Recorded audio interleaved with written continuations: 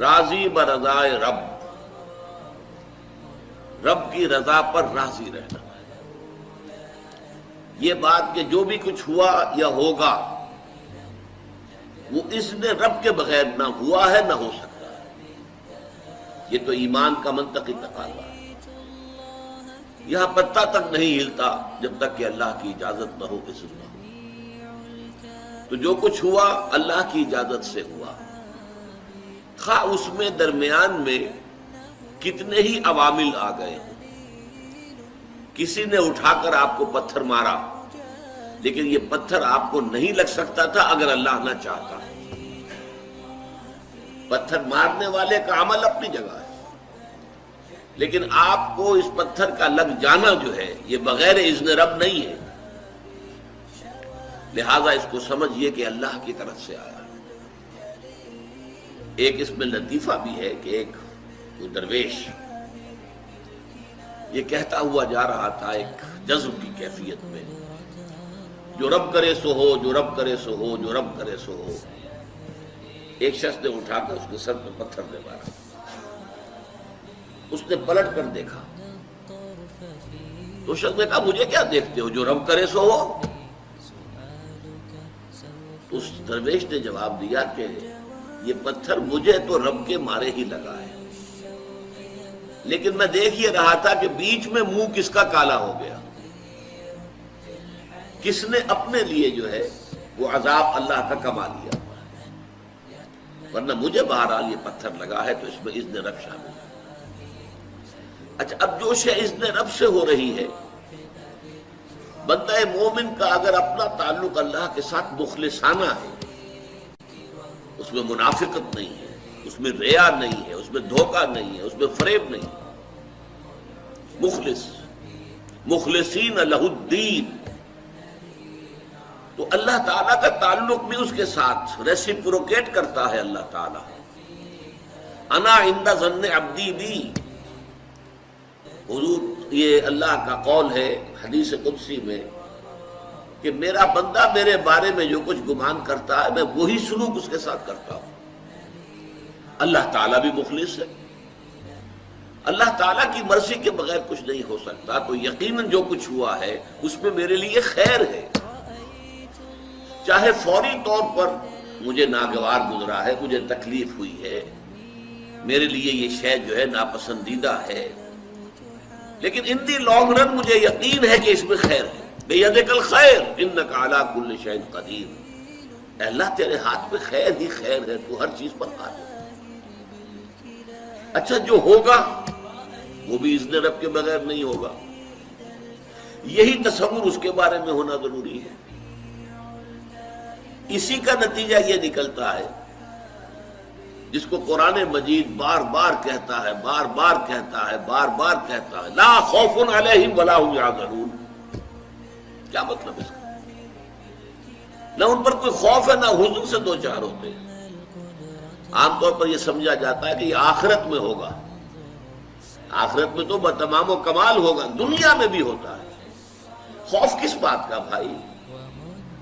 ہوگا وہی جو میرا رب چاہے گا، وہ میرا دوست ہے، میں اس کا ولی، وہ میرا ولی۔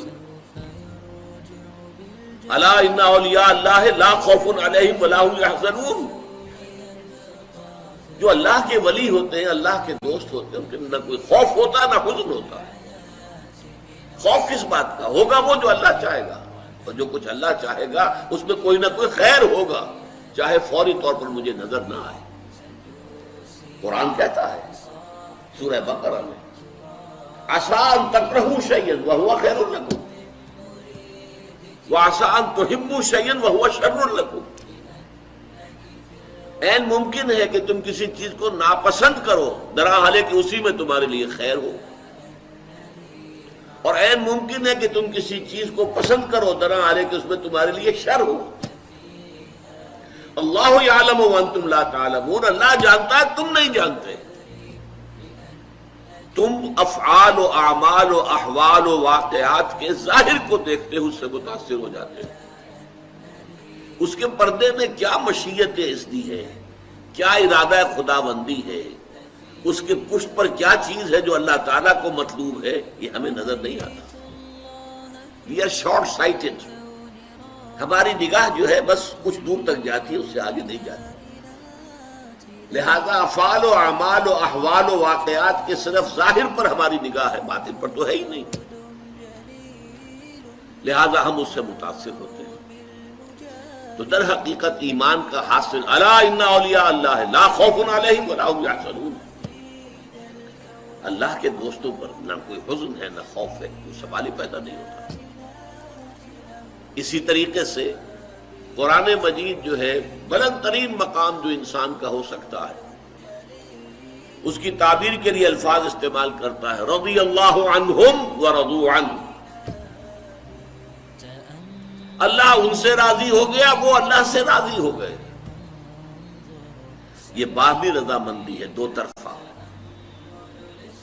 طرفہ اللہ کے ساتھ تعلق ہوتا ہے، دو طرفہ تعلق ہوتا ہے۔ تم اللہ سے محبت کرو گے، اللہ تم سے محبت کرے گا۔ تم اللہ کے ساتھ مخلص ہوگے، اللہ تعالیٰ تمہیں واقعتاً اپنا مخلص بندہ بنا لے گا۔ تم اللہ کی طرف چل کر آؤ گے، اللہ تمہاری طرف دوڑ کر آئے گا۔ تم بارش بھراؤ گے، اللہ ہاتھ بڑھائے گا۔ تم اسے محفل میں یاد کرو گے، اللہ اس سے کہیں بہتر محفل میں تمہارا تذکرہ کرے گا، ملائکہ مقربین کی محفل میں۔ تم اللہ کو اپنے دل میں یاد کرو گے، اللہ اپنے جی میں تمہیں یاد کرے گا۔ یہ دو طرفہ معاملہ ہے۔ تم اللہ کی مدد کرو گے، اللہ تمہاری مدد کرے گا۔ ان تنصروا اللہ ینصرکم ویثبت اقدامکم، اگر تم اللہ کی مدد کرو گے، اللہ کی مدد سے مراد کیا؟ اللہ کے دین کی مدد، اس کی نصرت، اللہ تمہاری مدد کرے گا۔ بلے شالوں کی ہنس کے یار منا لیں دے،